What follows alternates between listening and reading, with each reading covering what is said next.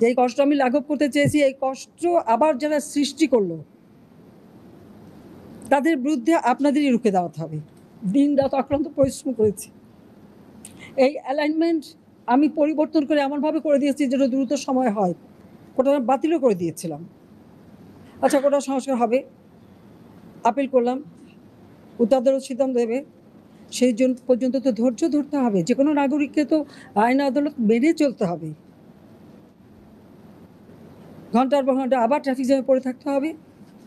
Metro rail এবার ভাঙচুর করলো, যারা যে প্রায় 2 লক্ষ 2.5 লক্ষ মানুষ চলাচল করতেন খুব অল্প সময়ের মধ্যে, এদেশের মানুষ কত খুশি ছিল।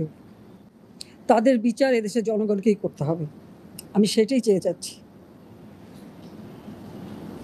আমি নিন্দা করার ভাষা পাচ্ছি না।